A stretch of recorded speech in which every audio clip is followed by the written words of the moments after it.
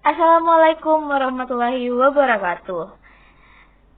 Ya, perkenalkan nama saya Meldanti Giang dari kelas BC 7.2 BC72, NIM 184744217, dari Fakultas Ilmu Pendidikan Universitas Negeri Makassar, program studi pendidikan guru sekolah dasar. Nah, di sini saya akan menjelaskan atau membawakan materi, yaitu diferensiasi sosial, materi sosiologi. Nah, dapat teman-teman sekalian lihat di layar, saya membuat mind mapping yang sangat-sangat sederhana tentang materi diferensiasi sosial. Nah, dapat kita lihat di sini diferensiasi sosial itu saya bagi menjadi 3, yaitu pengertian, ciri-ciri, dan bentuk-bentuk diferensi sosial. Nah, pertama kita ke pengertian dulu. Apa sih pengertian diferensi sosial?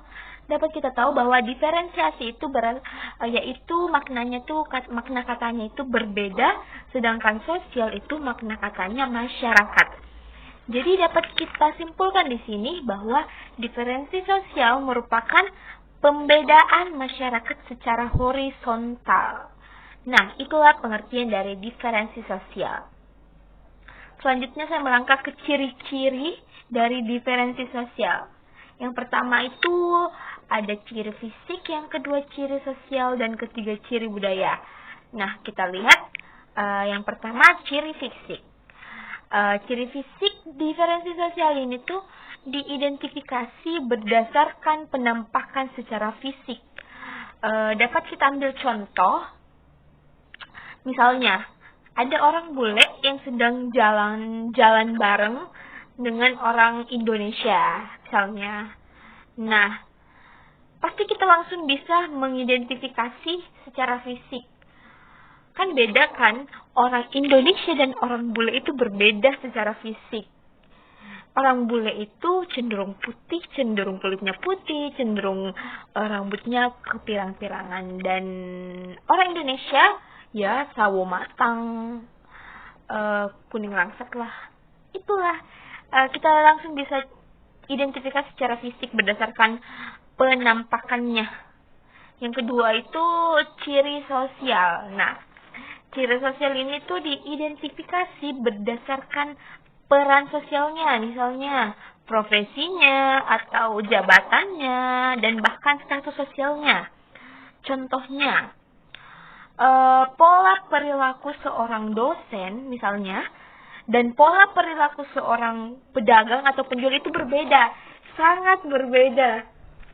Nah, itu kita dapat langsung identifikasi berdasarkan peran sosialnya. Selanjutnya,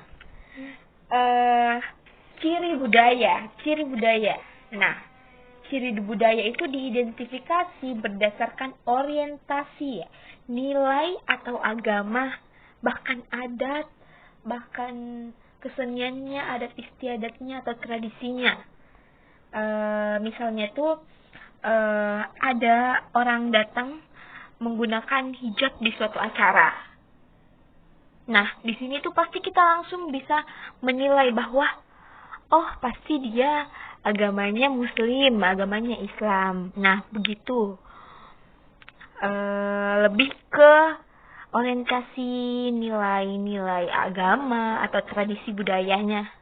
Itulah ciri budaya. Nah, itulah tadi saya bisa jelaskan tentang ciri-ciri dari diferensi sosial yang ada 3 ini di sini.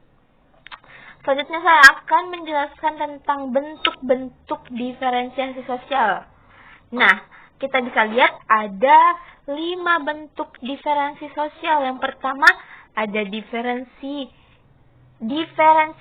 ras, diferensiasi suku, diferensiasi klan, dan diferensiasi agama, dan diferensiasi profesi. Terlalu kecil, saya akan perbesar di sini. Pertama saya akan menjelaskan diferensi ras. Nah, diferensiasi ras yaitu suatu kelompok yang memiliki ciri fisik bawahan yang sama. Nah, ciri-ciri kelompok ras nih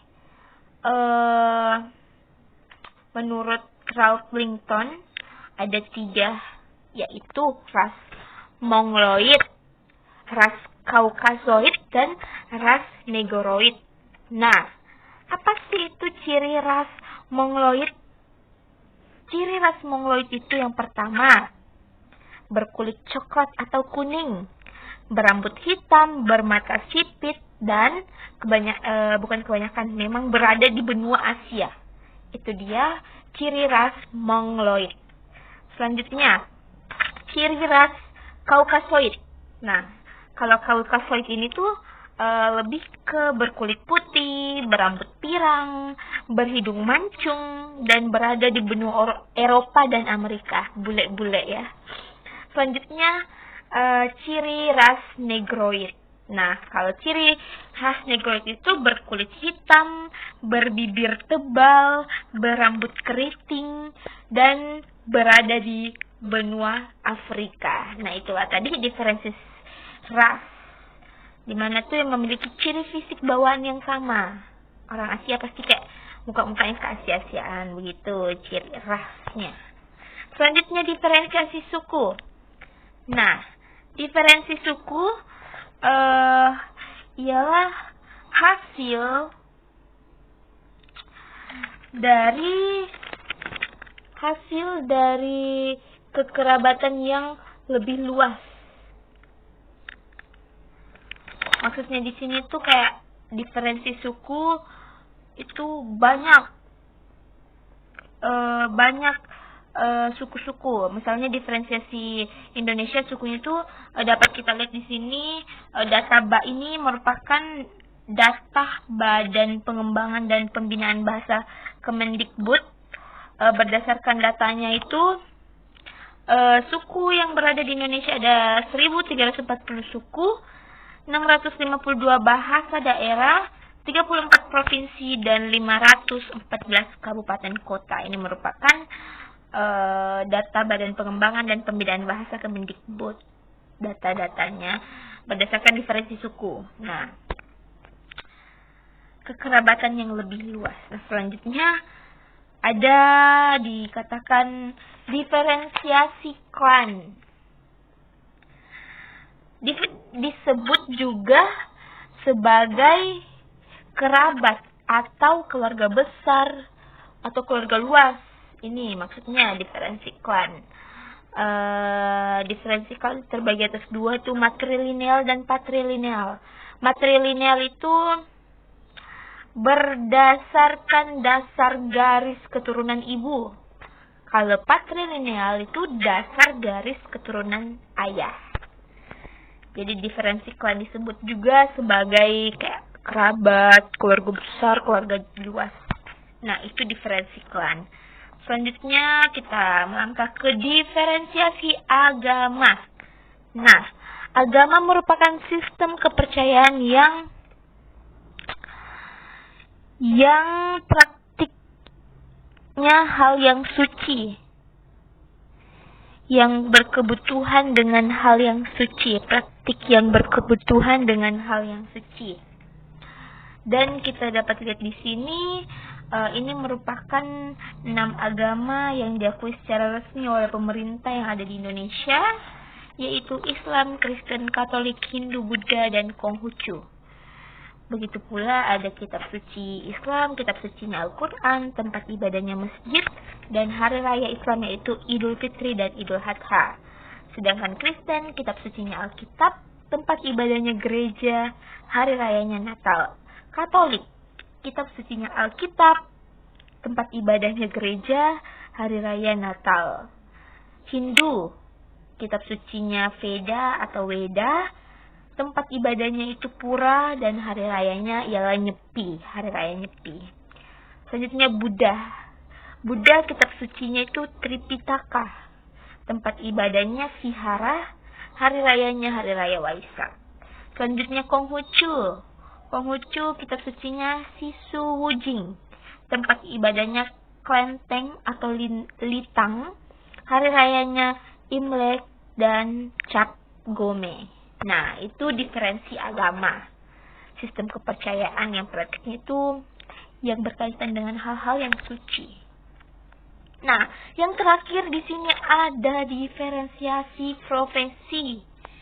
Nah, penggolongan masyarakat berdasarkan profesinya, maksudnya di sini diferensi profesi. Dari penggolongan tersebut, maka kita bisa melihat kelompok masyarakat yang berprofesi sebagai guru, tentara, pegawai negeri, polisi, dan lain-lain sebagainya. Nah, dari penggolongan yang saya sebut tadi, kayak guru, tentara, pegawai negeri, polisi, dan lain-lain, perbedaan profesi ini membawa pengaruh tersendiri terhadap perilaku sosial di lingkungannya. Misalnya tentara perilaku sosial di lingkungannya itu berbeda pasti dengan seumpama guru atau pegawai negeri, atau ya dari hal-hal ini digolongkan tentang profesi-profesi, penggolongan masyarakat berdasarkan profesi. Nah, itulah tadi yang bisa saya jelaskan tentang diferensiasi sosial. Nah, baiklah, demikian pembelajaran yang dapat saya sampaikan. Semoga dengan kita telah mempelajari materi diferensi sosial ini, kita semakin tahu berbagai macam perbedaan yang ada di masyarakat. Semakin mengerti dengan memahami, karena dengan memahami berbagai perbedaan, kita akan menjadi lebih bijak dalam menyikapi berbagai perbedaan. Baik perbedaan ras, suku, klan, agama, profesi. Nah, itulah manfaat dari pembelajaran diferensi sosial. Kita dicetuskan untuk memahami berbagai perbedaan yang ada di negara kita, dan kita akan menjadi orang yang lebih baik. Terima kasih atas waktunya sudah menonton video ini. Semoga kita atau kalian semua yang menonton bisa mengerti lagi tentang diferensi sosial yang ada di Indonesia, atau bahkan diferensi sosial lah secara keseluruhan. Nah, mungkin itu saja yang dapat saya jelaskan. Kurang dan lebihnya mohon dimaafkan. Terima kasih. Wassalamualaikum warahmatullahi wabarakatuh. Sampai jumpa di next materi. See you, bye-bye. Thank you, guys.